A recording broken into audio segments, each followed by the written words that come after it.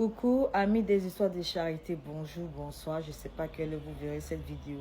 Si c'est pour la première fois que vous passez par là, n'hésitez pas à vous abonner, liker et partager. Ça ne coûte rien. D'accord? Et si ce n'est pas la première fois, pour ceux qui sont adeptes des histoires de charité, ils savent que quand ils ne sont pas disponibles, ils peuvent enregistrer en favori pour regarder plus tard. Voilà, les histoires se racontent chaque 13h30. Voilà, chaque partie de chaque histoire se raconte à 13h30. Donc, les suites ne vont pas changer grand-chose. Ok, venons dans le vif du sujet. C'est l'histoire de Halima, jeune dame de la trentaine, voilà, qui a bien voulu nous raconter son histoire. Donc, je me mets dans la peau d'Halima et je vous raconte cette histoire. Je m'appelle Halima, je suis dans la trentaine et j'ai croisé mon mari en 2012 par le biais d'un collègue avec qui j'avais fait un stage, un ami avec qui j'avais fait un stage, et cet ami et moi, nous sommes restés en de meilleurs thèmes, en de bons thèmes, et voilà, il savait qu'on s'appelait, on se voyait souvent et tout.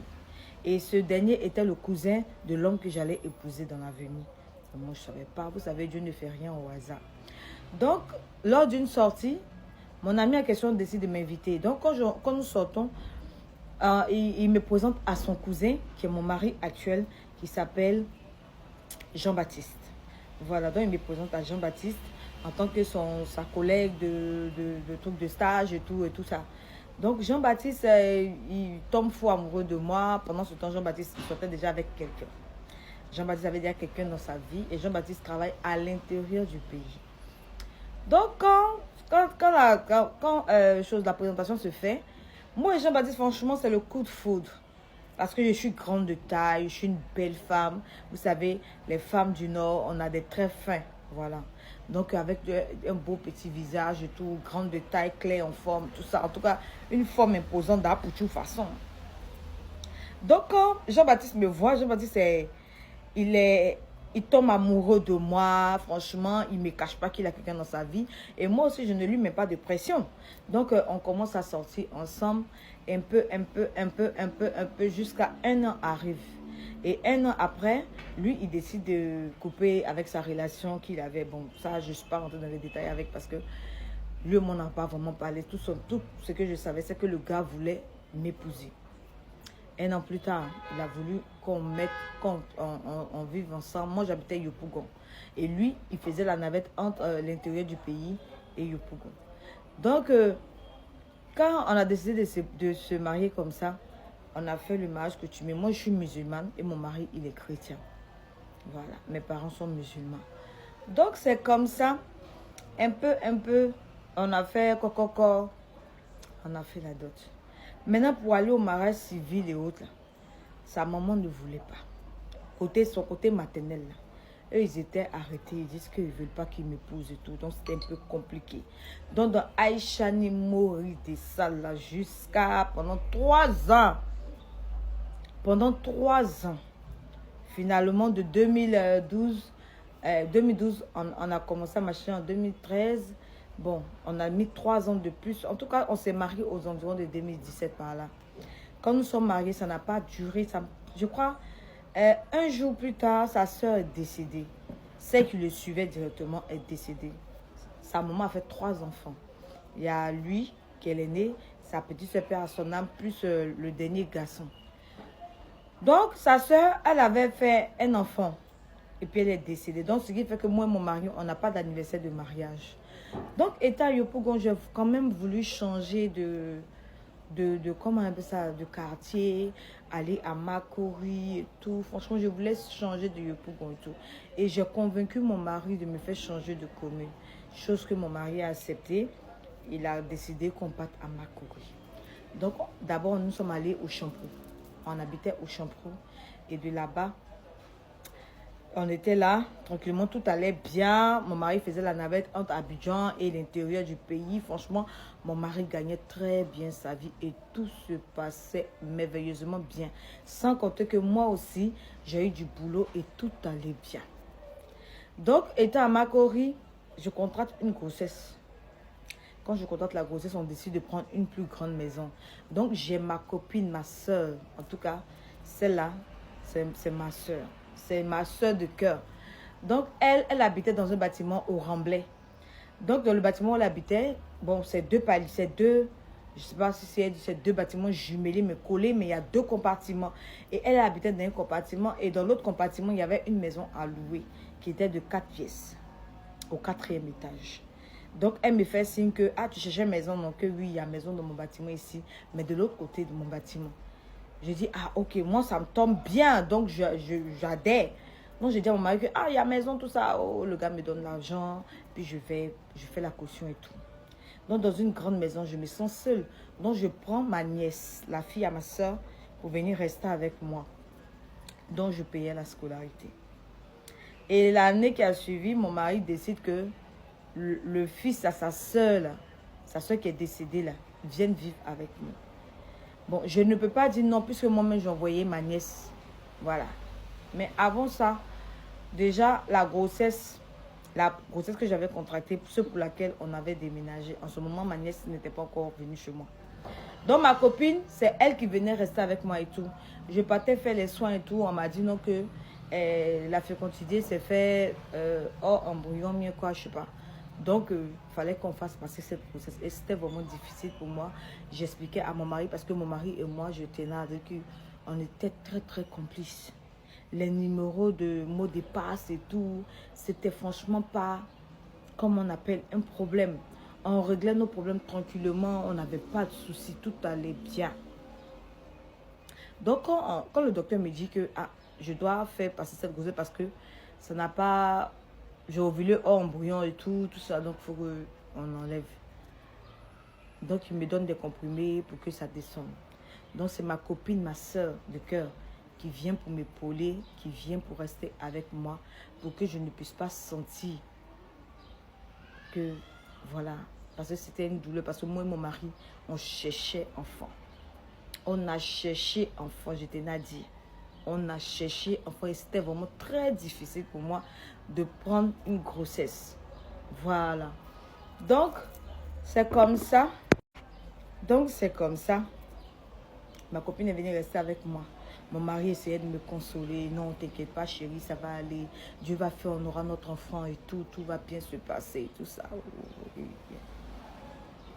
Donc, finalement, la grossesse est tombée. Ma camarade était là pour m'épauler. Franchement, c'était truc. Non, je me sentais tellement seule dans la grande maison de 4 pièces que j'ai décidé de faire venir ma nièce. Donc, ma nièce, c'est moi qui la scolarisais et tout. Et l'année qui a suivi, mon mari a décidé de prendre son neveu, le fils à sa soeur, pour venir dans la maison. Mais quand l'enfant est venu, je vous dis que j'avais un pressentiment comme si l'enfant n'était pas simple, comme si l'enfant avait quelque chose, comme si l'enfant... Ça ne faisait pas en fait. C'est que son esprit et le mien ne correspondaient pas. Donc l'enfant, c'était prévu qu'il fréquente chez son papa. Et c'est là-bas qu'il avait été orienté. Donc j'ai dû l'emmener, j'ai dû faire un transfert dans l'école où j'avais mis ma nièce. Voilà.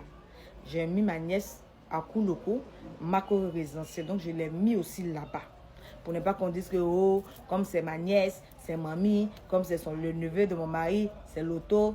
Donc, c'est moi qui payais leur transport de Mako Remblai jusqu'au résidentiel et tout pour qu'ils aillent à l'école. Je leur donnais l'argent pour manger, tout ça. Franchement, au départ, tout se passait bien, tout était bien. Et tout d'un coup, nous sommes rentrés en période de Covid et c'était vraiment difficile. Mon mari était à l'intérieur et moi à Abidjan. Mais on conversait. Et dans mon boulot, on a commencé à faire du télétravail. Voilà, nous faisions du télétravail. Donc, on faisait du télétravail et tout. Franchement, c'était difficile et tout. Et un matin, mon mari m'appelle pour me dire non que, il a été débauché de la société où il est là pour l'emmener d'une autre société.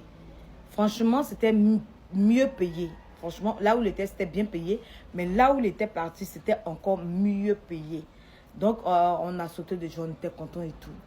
Et 3 semaines plus tard, ils ont licencié mon mari, soit disant que pour mauvaise collaboration et tout.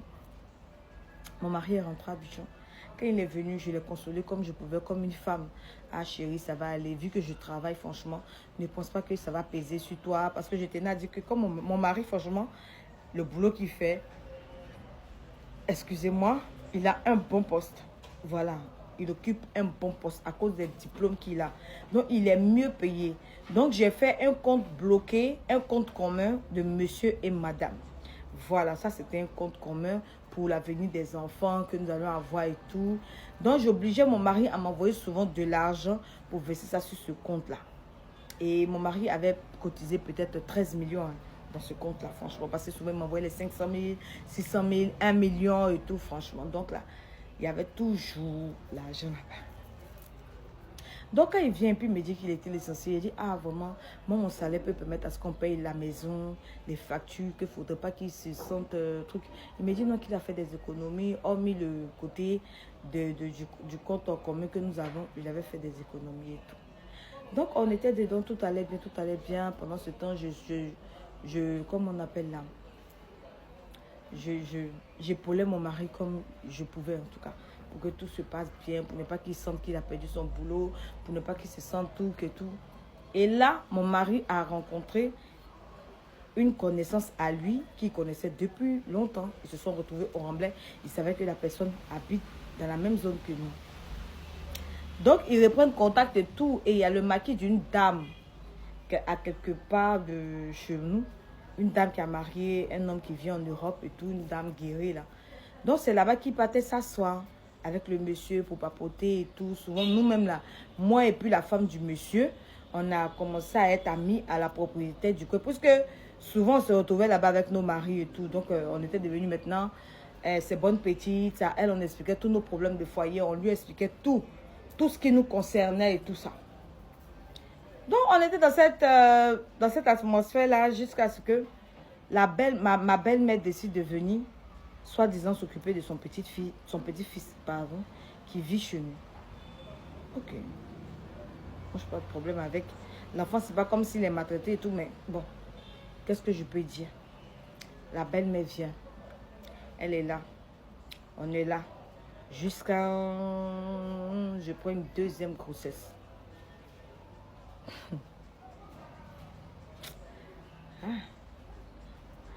Je prends une deuxième grossesse. Donc, je décide de ne pas dire que je suis enceinte et tout ça. On est dans la maison, Je dis que ma belle me fait des choses que je ne comprends pas. J'arrive même pas à mettre les mots là-dessus. Je ne comprenais pas. Et mon mari a commencé à se comporter bizarrement. Mon mari a commencé à être froid. Et comme je connaissais ses coachs, j'ai fouillé. Je vois que à des heures tardives, mon mari se sort de la chambre. Il se cache, il cause au téléphone. Je ne comprends pas. Donc, j'ai dit, mais attends, lui, il a quel problème? Qu'est-ce qui lui arrive et tout? Donc, je décide de fouiller dans le téléphone de mon mari, puisque je connais son code. Donc, quand je vois, il a mis le nom d'une fille là, une soi-disant Nadège, un truc comme ça. Donc, je confronte avec, je dis, ah, mais c'est qui est Nadège et tout ça. Il me dit, ah, que moi, je fouille dans son téléphone, que pourquoi moi, je lui pose des questions, que c'est quoi, il y a quoi. Il a mis dans Palap. Mon mari a mis ça là, dans Palap. Sur grossesse, là. Mon mari a mis ça dans Palap. Maintenant qu'il n'y a pas de grossesse à mon mari, là, il faut en dire, il n'entend pas. Il se penche, il se tombe là-bas, il se tombe ici, c'est le tout. Oh, c'est comme ça, oh. Je ne me sentais pas bien. Et puis, je suis allée à l'hôpital. C'est à l'hôpital, on m'a dit même qu'elle est enceinte. Parce que là même, je ne savais pas encore que j'étais enceinte. C'est à l'hôpital, on m'a dit que j'étais enceinte. Mais que c'est toujours mal positionné. Il faut que je m'en débarrasse. Et tellement que je voulais m'entêter parce que pour moi, là, je veux cet enfant. Il faut que mon mariage soit comblé d'enfants. Donc là, je voulais à tout prix cet enfant-là. Donc, je voulais à tout prix cet enfant-là. Donc, je me suis entêtée. Et dit, je n'enlève pas. Que je vais gérer ça un peu, ça va aller. Donc, c'est comme ça, je fais la rencontre d'un berger.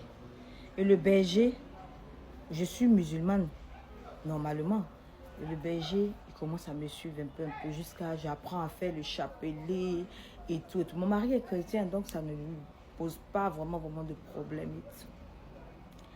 Ah, on a assis là-haut. Le neveu de mon mari, il dit à mon mari que moi, et alors, il dit à mon mari, parce que je tenais à vous dire que dans ma société où je travaille, en plus de travailler dans ma société, vu à cause du Covid, je faisais en même temps Orange Money, MTN Money et autres. Donc là, mes boss là, pendant qu'on faisait le télétravail, et plus ils emmenaient de l'argent à leurs parents et tout. Donc c'est chez moi qui faisait leurs transactions. c'est moi qui faisais les transactions. Et celui qui arrivait à partir au boulot, là, lui prenait les sous, puisque lui, il habitait à Koumassi-Remblai. Donc, il passait devant chez moi pour aller chez lui.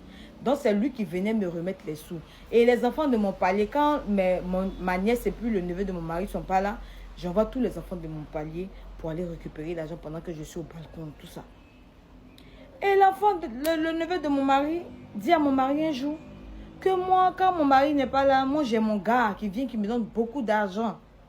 Aïe. Moi, je ne sais pas. Je suis en train de lutter comme ça, ma grossesse. Donc, ma copine, ma soeur, voilà. Voilà. Elle fêtait son anniversaire. Mon mari lui-même, il était là ce jour-là. Et il a décidé de me déposer là-bas. Il était 18h. À 20h, mon mari vient me trouver sur le lieu de la fête. Commence à tempêter. Il dit, faire du vacarme. Il dit, comment ça se donne un spectacle. Ils n'ont qu'à le regarder. Ils n'ont jamais vu quelqu'un qui est beau comme ça. Ils n'ont qu'à le regarder. Il dit, mais il fait quoi lui? Je ne comprenais pas en fait. Qu'il est 20h. Moi, je peux comprendre, mais c'est toi qui m'as déposé. Il y a quel souci? Donc, il décide de partir. Quand il s'en va, quand il part, les filles décident de mettre un thème à la soirée pour qu'on puisse rentrer. Il m'envoie un message pour me dire que c'est mieux, je ne vais pas arriver chez lui. Parce qu'il risque de me frapper. Donc, mieux, je continue chez mes parents. Mais je ne suis pas allée chez mes parents. Je suis allée dormir chez ma copine. Puisqu'elle montait sur le même bâtiment. Mais elle, son entrée était à gauche. Moi, mon entrée était à droite. Donc, j'ai dormi chez elle. Et déjà, mon mari, pendant qu'il est en train de parler là, il dit, mon mari a rassemblé tous mes affaires. Bon, pas tous mes affaires, mais en tout cas, une bonne quantité de mes affaires. Et il a décidé de partir déposer ça chez mes parents à minuit. Il est arrivé là-bas, il a jeté sur le pied de mon père, que lui ne veut plus de moi, que moi de quitter sa maison, c'est rentré sorti ici. Quand le matin, j'ai appris ça, ça m'a mis hors de moi. J'ai attendu qu'il voyage. Quand il est parti, moi, je suis venue. Tout ce qu'il avait payé, que ce soit placard de cuisine, j'ai tout ramassé. J'étais énervée pour dire qu'on peut avoir nos petits problèmes, mais tu ne peux pas te permettre de partir mon nid chez mon papa. Il y a quel problème? Quelqu'un qui fait sortir tes barrages, une fois va faire sortir tes barrages tous les jours. Donc ça m'a énervée. Donc moi aussi j'ai ramassé, puis ça allait déposer ça chez mon papa là-bas. Donc j'étais là-bas un mois plus tard. On était là où? Grossesse là. On ne connaît pas sa tête, on ne connaît pas sa queue. On est des gens comme ça. Jusqu'à mon gars est venu me pardon maintenant. Que pardon. Que de revenir à la maison. Je lui manque. Qu'il m'aime. Oh, et... Il a dit je ne viens pas. Et s'il veut que je vienne, il n'a qu'à aller prendre ses parents pour lui demander pardon à mon papa, à ma famille. Donc c'est comme ça qu'il a pris ses parents en délégation, soit lui demander pardon à mon papa et tout. Sinon, on se voyait. Il venait me chercher, on partait manger et tout. C'est là qu'il va me sortir un soir que c'est son neveu qui lui a dit que moi, il y a quelqu'un qui vient garer devant la porte qui me donne beaucoup d'argent. Et ça, il a dit, mais tu sais que je fais des transactions. C'est au travail là-bas, mes patrons là, quand ils font les loulous transactions là. C'est comme ça que, c'est comme ça que, comme mon collègue qui habite à Koumassi là, Koumassi-Remblai là, comme il passe par ici, c'est lui qui récupère les sous et il vient me donner. Sinon, ça n'a rien à voir en fait. C'est rien de truc. Déjà, mon gars a ça dans son cœur. Et je tenais à préciser que quand le petit est venu là, Seigneur, quand le petit est venu dans la société, vu qu'on était en période de Covid, à la maison, vu qu'on était en période de Covid, c'est à moi, la secrétaire, plus le comptable donnait les sous pour pouvoir faire, pour payer les datas pour la société, puisqu'on était en télétravail nous tous. Et les patrons ont remarqué qu'il y avait une fraude qui était là parce que je ne sais pas quoi.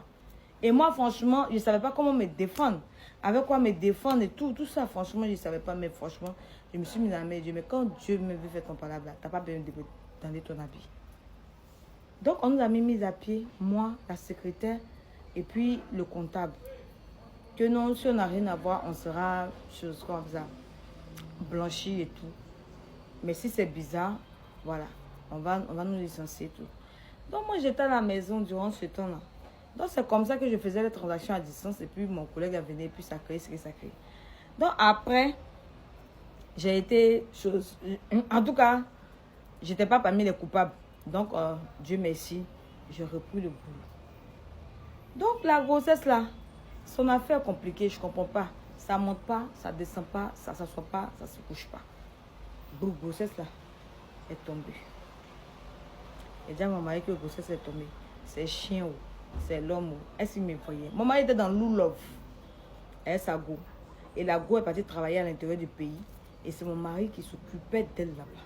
C'est lui qui payait tout pour elle là-bas. Maison, tout. C'est lui qui prenait en charge là-bas. Moi, je suis habillée ici. C'est pas ce qui se passe. Jusqu'à... On est dedans. Voilà, c'est un moment qui est tombé malade. Moi, je sais pas, hein. Je suis dans la maison et je suis au courant de rien. Puisque pendant le temps qu'on s'était séparés, où il était allé jeter mes barrettes chez mes parents, là, il a pris une servante pour pouvoir s'occuper de ma nièce et de son neveu. Donc moi aussi, j'ai dit à ma nièce de rentrer en famille, que moi, j'ai décidé de quitter la maison. Donc, il faut que ma nièce rentre en famille. Donc, après, quand on a réglé le problème, ma nièce est revenue. Donc, la servante est restée. La servante est restée. Et puis, bon, la servante, c'était une fille de leur village, en tout cas. Ils sont de Boaké, un truc comme ça. Donc, c'est comme ça, la servante est venue. Donc, la servante, on l'a gardée. Donc, la servante, oh, moi, je ne sais pas, la servante dit qu'elle voulait partir voir ses parents et tout, et tout. Donc, elle me dit, ah, mais toi, tu vas me laisser comme ça. Actuellement, là, franchement, j'ai besoin de quelqu'un pour faire les travaux. Je ne peux pas me permettre de faire certaines choses. Donc, pardon, il faut rester, tout ça. La servante me dit non, que, qu'elle voulait partir, mais tonton lui a dit que sa maman vient se soigner. Attends, moi-même, la femme, la maîtresse de maison, et je suis pas au courant que ma belle-mère doit venir se soigner, tout ça. J'ai dit, ok. Donc, la maman arrive. La maman est dans la maison. Moi, j'ai commencé à prier le berger. Donc, les 1000 merci, comment on appelle ça? Les chapelets des sangs, l'âme des sangs, tout ça là, c'est des chapelets que je jouais. C'est parce que j'ai compris que mon affaire là, c'était spirituel. Et que je devais me battre si je veux avoir un enfant. Donc, mon mari et moi, on était un peu en froid par rapport à comme son infidélité et tout. Et soit disant qu'il mettrait de tous les noms quand ça lui chante et tout, quand ça pète dans sa tête, il mettrait de tous les noms. Donc on était là. La belle est venue se soigner. Ils sont là, ils font les trucs. Je les regarde. Une fois même, j'ai vu le numéro de la fille affiché sur le téléphone de la belle-mère. La belle m'a soulevé pour être dans la chambre pour poser. Je n'ai rien dit. J'ai pris mon mal en passant, je suis restée dans mon coin. J'ai dit, ok. Donc moi, je faisais mes prières de combat seulement. Jusqu'à ce que la belle me dise que son cas là, c'est grave, qu'elle sent pas, qu'elle guérit. Donc je l'amène à Farah pour qu'on puisse l'examiner. On arrive à Farah, oh. Non. Ça passe pas. La belle ne m'envoie rien. Il n'y a pas de conseils. Tout le monde, je pensais que c'était par flottage et tout. Mais la belle me souffrait, hein. Déjà, le feu qu'on dépose dans la maison à elle, le berger là, c'est ça qui la brûle. Jusqu'à un soir, le berger est venu, il dit on va prier et tout. Donc, on a fait la prière, tout ça. On a fini de prier. Le feu même était bien coxé. La belle, on finit la prière, le berger me dit que non, elle va rentrer le lendemain. Qu'il faut qu'elle parte se soigner parce que vraiment, elle comprend plus son affaire là, c'est trop chose. Genre, elle souffre beaucoup. Donc, elle va aller au village, elle va se soigner là-bas. Parce que vraiment, en ville ici, là, c'est les médicaments, mais puis ça ne fait pas affaire. Elle va aller faire un peu indigène pour voir. Donc, ma belle-mère a dit, j'ai dit, mais la vieille, tu es partie, pourquoi tu m'as dit ça plus tôt pour qu'il fasse un retrait pour te donner. Là où je suis là, je n'ai pas d'argent. Il fait comment pour te donner? Demain dimanche, je fais comme moi. Donc, son dernier fils est venu la chercher le matin. Et puis, ils sont partis. Donc, ils sont partis. Moi, j'assiste tranquillement dans mon coin. Mon mari continue à faire la navette et tout. On dit que la femme, là, elle est hospitalisée au CHR de Boaké là-bas, que ça ne va pas, tout est grisio là-bas. Donc, il faut qu'on l'évacue sur Abidjan. Donc, on l'a ramené à Abidjan. Ils l'ont ramené à Abidjan. Ils l'ont évacué au CHU de Trècheville. Ils sont là-bas. Donc, là, elle a une de ses sœurs. Elle a une de ses sœurs là qui voulait même pas même que son fils me marie là. Sa sœur là. Elle est venue avec comme ça, l'amour d'enfance de mon mari. Elle est venue à l'amour d'enfance de mon chéri. Celle qu'elle voulait que mon mari marie là. C'est l'une de ses cousines à lui. Hein. C'est une cousine. Elle a une de ses cousines. Vous connaissez côté Baoulé, ils ont souvent tendance à se prendre entre tes cousins et tout là. Donc, c'est lui-même qui a dédiégé la fille et tout ça. C'est elle, on voulait qu'il marie. Donc, comme le gars, il est venu à Abidjan pour faire son stage et tout, la fille est tombée derrière lui. Donc, c'est comme ça, il n'a pas marié. Moi-même, il m'a expliqué l'histoire et tout. Donc, elles sont venues à Abidjan pour pouvoir s'occuper de la malade. Plusieurs mois, ils ont décidé de me mettre à l'écart. Donc, je suis à l'écart seulement. Où on m'a mis là, c'est la sur assistant. On m'a pas invité quelque part. C'est vrai que partout là. Mais je suis dans mon coin tranquillement. Voilà mon mari. Il vient un jour que non. La vieille a été emmenée. Elle est au chute de Trècheville et tout. Donc je m'en vais là-bas. Mais il y a ma tante et puis il y a tant qui viennent ici avec mon oncle et tout. Patati et patata. Donc ils vont dormir ici. Et puis bon, ils vont faire la navette ici et puis le chute. Je lui ai dit que moi je ne vais pas voir la fille là chez moi. Il dit mais pourquoi? Qu'elle a quoi? En fait, parce que même jour-là, elles sont arrivées. Il se faisait tard. Je n'ai rien dit, elles se sont changées, elles sont parties. Le lendemain, j'ai dit à mon mari que je ne veux pas la voir ici. Que lui, au montant pas là-bas. Il dit, je ne veux pas la voir. Donc, elle n'a qu'à quitter ma maison. Donc, c'est comme ça. Il loue un hôtel pour elle. Ou quand il n'est pas de garde à l'hôpital pour surveiller son ex-belle-mère, mais sa tante. C'est là qu'elle dort. Elle ne rentre plus chez moi. Donc, on était comme ça, on était là dans notre truc là. Et quand j'ai appris que la fille là sortait avec mon mari, je suis allée trouver la dame. La dame qui a le maquis où mon mari et moi on partait s'asseoir là. Et c'est la trouver là-bas pour dire que donc toi. Non, la dame a fait un post avec la fille. Elle a fait un selfie et puis elle a mis son story. Donc je lui ai dit, ah bon, la vieille mère, il y a trahison en Chine. Elle m'a dit non, comment? Il a dit non, je demande si il y a trahison en Chine. Parce que celle-là, elle soit mon mari. Elle dit quoi? C'est pas possible. Celle-là, elle est mariée. Elle dit elle n'est pas mariée. Si elle était mariée, elle n'allait pas causer elle marie des gens à des heures tardives. Que celle-là n'est pas mariée, qu'elle soit avec mon mari et tout. La vie me dit que non, elle est connue la petite il y a longtemps et tout. Que non, la vie peut sortir mon mari. Que si moi je veux appeler mon mari même. Tout ça. Il dit moi je rentre pas dans ça. Je rentre pas dans ça. Donc la vieille mère, elle avait peur même de me croiser. Donc je l'appelais la vieille mère. Mais après là, je commençais, quand elle me dit bonjour, je dis bonjour. Il n'y a pas bonjour vieille mère dessus, rien. Il n'y avait plus d'affinité. On est resté comme ça. Donc la fille, elle est à l'intérieur là-bas. Là. Elle les appelle pour prendre nouvelle de la fameuse belle-mère et tout. Donc ils sont au CHU quand ça n'allait pas. Ils l'ont mené à l'indéni. Je vous jure qu'en cette période-là, mon mari avait décidé. Il avait pris un prêt de 20 millions à la banque pour monter une affaire et puis commencer à construire notre maison. 20 millions. Tout est rentré dans ma belle-mère. Et que tout est rentré dans ma belle-mère. Ça n'allait pas. Rien ne passait. Il dit que mon mari même s'endettait même pour mettre dessus. Vous savez qu'un denier là, ça coûte cher. Et mon mari même s'endettait pour mettre dessus. Donc en cette période aussi là, je suis tombée, mais là, j'ai décidé de ne même pas en parler, carrément. J'ai décidé de fermer ma bouche dessus, de garder ma chose pour moi. Parce que je savais maintenant que mon cas, là, c'était spirituel et qu'il fallait que je prenne mes décisions pour ne même pas qu'on puisse même profiter de cette grossesse pour me faire du mal. Donc, il y avait un gynéco qui me suivait dans le temps, qui était à la Providence. Donc, c'est lui, je partais voir un peu, pour me suivre et tout. Le monsieur me dit que mon col est ouvert, on va faire séclage. Il dit séclage, ouais. En tant que les gens parlent de séclage. Ah non, séclage, ouh, c'est pas possible. Non, c'est dit ça là, ça fait mal. Ouh, c'est dur. Ouh, tu peux rien créer. Donc je décide de partir faire indigénat. Je suis allée voir les femmes là et tout. Elles m'ont donné des médicaments, tout ça là. Je suis allée, j'ai dit, peut-être que c'est le diagnostic du gars là qui fait pas. Et celle d'une autre clinique là, à Farah. Je vais à Farah. On me dit que non, que mon col n'est pas ouvert. J'ai dit, mais attends, le docteur, il a quel problème? Tout ça. Quand eux, ils me donnent des trucs pour prendre, non, je prends. Je prends tranquillement. Je suis dessus. Et un soir, me voilà dans la chambre, et tout ça, bafak.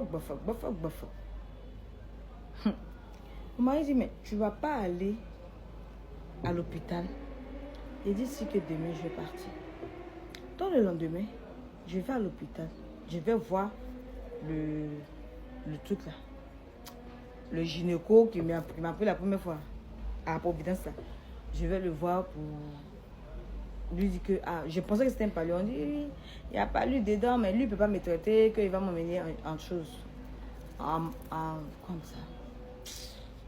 En maternité. Là-bas, ils vont s'occuper de moi. Donc, quand on arrive, on me dit que mon col est ouvert, qu'on doit me faire un séclage et tout ça. Donc, ils vont me garder, on me met sur perfusion et tout.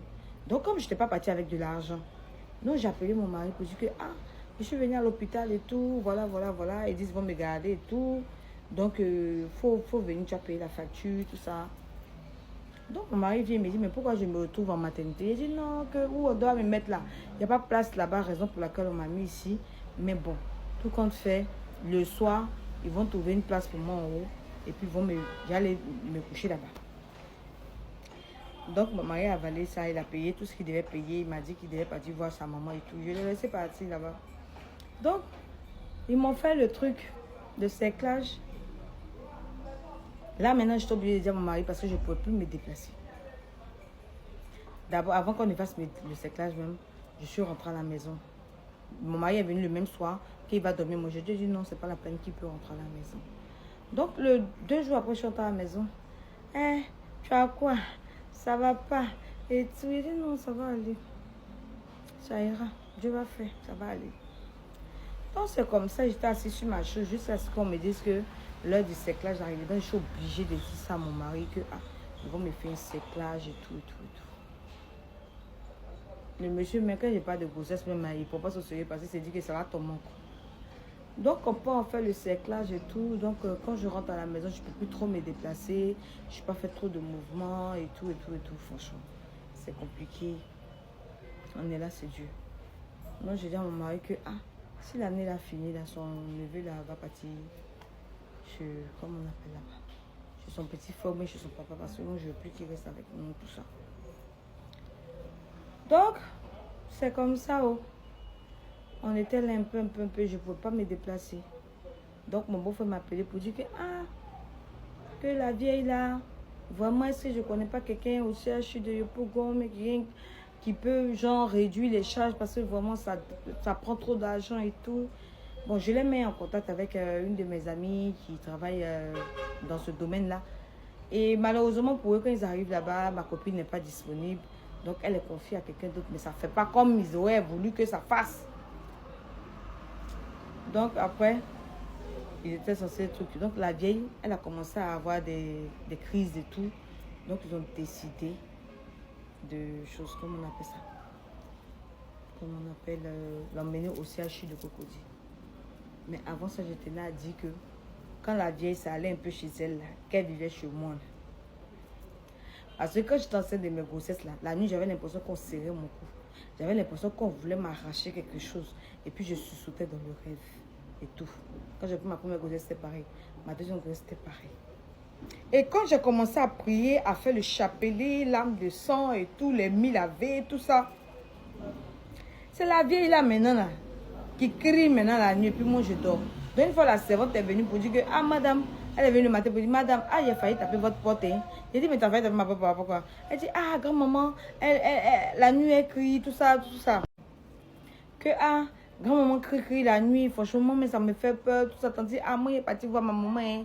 Moi, il est parti chez mes parents, parce que ça, là, ça est devenu autre chose, hein.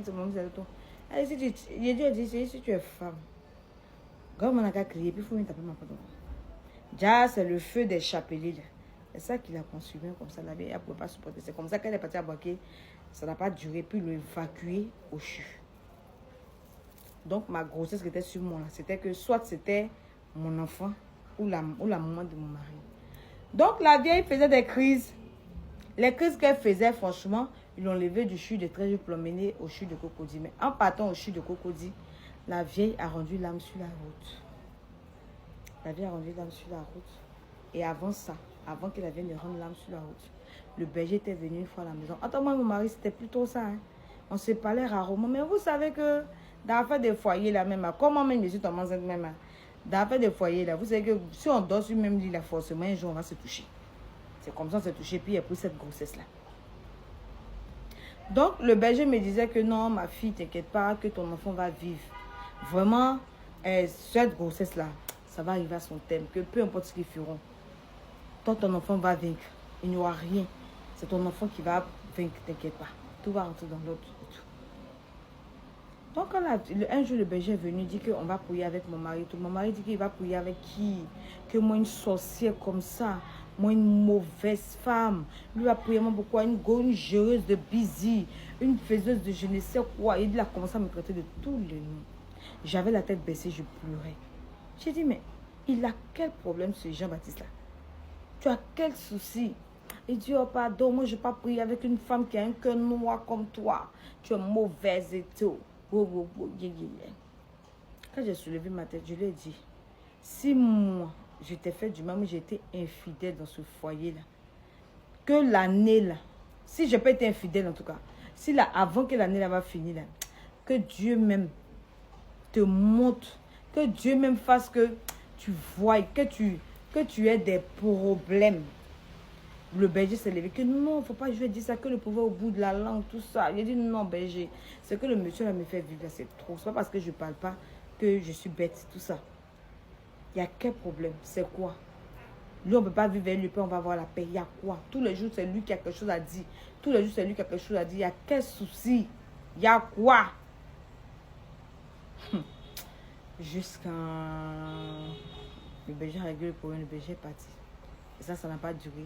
Sa maman est décédée. Quand sa maman est décédée, mon mari m'appelle que allô ma femme. Ah, ma maman est décédée. Oh. C'est mamie, c'est l'autre. Je dis, Yako, non, restez dans ça là. Donc, comme il y avait ces classes, je ne peux pas partir quelque part. Donc, il devait faire lever de corps à Ivocet pour partir à Boaké. Il m'a appelé, il dit non, c'est pas la peine que je vienne et tout ça. Qui allait battre là-bas? J'avais pas l'intention d'y aller. J'avais franchement pas l'intention d'y aller. Donc, je ne suis pas partie. Ils ont fini, ils sont partis. La fille même est venue au funérailles. Elle est venue au funérailles, tout ça, ils sont partis. Ils ont fini d'enterrer la belle-mère. Il dit voilà, problème maintenant que tout. C'est que maladie de sa maman jusqu'à enterrement. Voilà, problème, ça restait dans la vie de marié que ses affaires ne fonctionnaient plus bien. L'argent se faisait rare. Il avait trop de problèmes. La banque le coupait des sommes, mais vraiment des grosses sommes. Donc, il ne pouvait plus tout gérer à la fois. Et ça go là. Ils étaient encore ensemble, hein. Ils géraient les mouvements un peu. Un jour, moi je me lève, je m'en vais, comme on appelle, au mariage. Ma copine, elle a sa petite soeur qui s'est mariée. Donc je pars au mariage et je descends. Je ne sais pas ce que j'avais oublié, puis je t'ai arrêté devant la porte. Je vois ma fille de ménage qui descend avec le numéro dans sa main, plus 21 000 que c'est pour faire transfert. Je lui dis, mais tu vas où? Elle me dit, non, que ton a envoyé d'aller faire transfert, qu'il ne faut pas, elle va me dire. Je prends le numéro, c'est le numéro de la fille. J'ai pris les 21 000, j'ai sécurisé. Moi, ici, enceinte, on a parlé de ma grossesse. Ça, monsieur fait comme s'il n'entend pas. Hein. J'ai eu l'argent pour mener la femme. J'ai bloqué l'argent, je suis partie au mariage, je suis revenue. Qu'est-ce que je lui ai dit? La fille vient taper ma porte. Tonton dit que la personne n'a pas reçu le dépôt, donc il faut me donner, y aller faire. Elle dit, va dire à tonton que lui n'a qu'à bien prendre l'argent. Quand il vient, non mais, elle dit donc toi, tu continues de sortir la fille. C'est pas ma gauche, c'est-à-dire que je ne sors pas avec la fille. C'est la femme d'un de mes anciens collègues qui est parti en Europe. Voilà, c'est lui qui me donne l'argent pour que je puisse donner à la go. Tout ça, oui. Elle dit, elle ne donne pas l'argent. Elle dit que si elle dit, elle ne donne pas l'argent. Il dit, elle ne donne pas. Il me dit non que si ça peut me soulager de prendre. Il a pris. Il a pris, ça lui payé 3 baboteuses pour mon enfant. Voilà. Donc, on était dedans. Jusqu'à... Le gars est retourné à l'intérieur. Ça a commencé à se faire bizarre, ça go là-bas, mon cher. Tout mon problème, toute ma priorité, c'était ma grossesse. Que ma grossesse se déroule bien, que ça arrive à son thème. C'était tout ce qu'il a dit. Mon mari s'en foutait de ma grossesse. Parce que pour lui, ça allait se passer comme ça a dû se passer, tout ça. Ça allait se passer comme ça a dû se passer. Et Dieu faisant grâce, ma grossesse s'est bien déroulée après le cerclage et tout. Jusqu'à... Je devais accoucher en décembre. J'ai finalement accouché en novembre. Donc mon mari est venu une semaine plus tard. Il ne savait même pas comment il va regarder l'enfant. Il ne savait même pas s'il devait toucher l'enfant ou quoi. Il ne savait pas quoi faire. Il a commencé à être un peu gentil avec moi, me donner des trucs et tout. Franchement, ça a commencé à aller, tout rentrer dans l'autre. Tout a commencé à rentrer dans l'autre. tout se passait bien. Maintenant, là, je n'arrive plus à sortir mon mari. Je n'arrive plus genre, la complicité qu'il y avait entre nous, ça n'existe plus. Je ne sais plus comment est-ce que je dois le regarder. Comment est-ce que je dois me comporter vis-à-vis de lui. Et aujourd'hui, franchement, c'est là. Je suis encore chez lui. Hein. Mais j'ai les moyens d'aller prendre une maison et de m'occuper de ma fille sans problème. Parce que Dieu merci, je travaille. Et je peux subvenir à des besoins. Puis j'ai fait plein d'économies. Mais j'aimerais avoir l'avis des internautes sur cette histoire. Parce que vraiment, j'ai vécu la misère dans ce mariage. Et franchement, même si je suis sortie un peu victorieuse parce que j'ai pu mettre mon enfant au monde, mais ça n'a pas été facile. Et mon mari, il a tué la confiance que j'avais pour lui. Il a tué l'amour que j'avais pour lui. Et franchement, aujourd'hui où il essaie de se racheter, c'est vraiment difficile pour moi. C'est vraiment difficile pour moi de mettre le doigt là-dessus. C'est vraiment difficile pour moi de lui accorder encore ma confiance. C'est vraiment lourd. Donc, je viens vers vous. Voilà, j'ai expliqué à Charité la situation. Elle m'a donné son avis, mais j'aimerais avoir l'avis de tous. À ma place, qu'auriez-vous fait? Seriez-vous resté ou mais seriez-vous parti? Le conseil que moi, Charité, j'ai donné à Lima, c'est que je lui ai dit que dans un mariage, il y a le meilleur et le pire. Et elle a déjà vécu le pire et c'est le meilleur qu'elle doit vivre. Donc c'est vrai, elle a combattu pour que tout s'arrange. Elle a traversé des périodes vraiment très difficiles. Et Dieu a permis que son mari revienne à la raison. Alors ce n'est pas le moment de quitter le navire. Parce que tout ce pourquoi elle a prié est en train de prendre forme. C'est vrai, Dieu, il est lent. Mais quand il le fait bien. Et aujourd'hui, où tout est en train de se placer correctement pour que tout puisse aller de l'avant, elle a vu quitter le navire que vraiment, je ne lui conseille pas. Mais quand même, vous, les internautes, vous avez vos mots à dire aussi.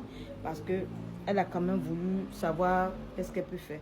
Donc, n'hésitez pas à donner vos avis en commentaire. Ne vous inquiétez pas, elle vous lira, elle verra vos commentaires et tout. Donc, c'était la petite histoire de Alima. Franchement, Alima a du courage pour l'avenir. Vraiment que le Seigneur te fortifie et qu'il renforce ton amour, l'amour de ton mari dans ton cœur et qu'il puisse te donner la force de pardonner tout ce que tu as pu vivre. Qu'il fasse que le temps puisse guérir toutes les plaies de ton cœur afin que toute la trahison que tu as vécue là passe et que tu puisses reprendre ta vie de plus belle. C'est vrai, hein. Foyer là, c'est pas chic, hein, mais dehors n'est pas mieux. Donc Alima, mieux tu restes dans ton foyer et que tu règles tes problèmes. Merci d'avoir écouté les histoires de Charité. N'hésitez pas à vous abonner, liker, partager, mettre en favori. Et n'hésitez pas à commander vos produits. Voilà, vos produits de corps, vos produits pour jour au cours. Il y a des perruques aussi qui sont disponibles et tout. Donc, n'hésitez pas à rentrer en contact avec moi pour passer vos commandes. Merci d'avoir suivi les histoires de Charité. Bisous. Portez-vous bien. Bye bye.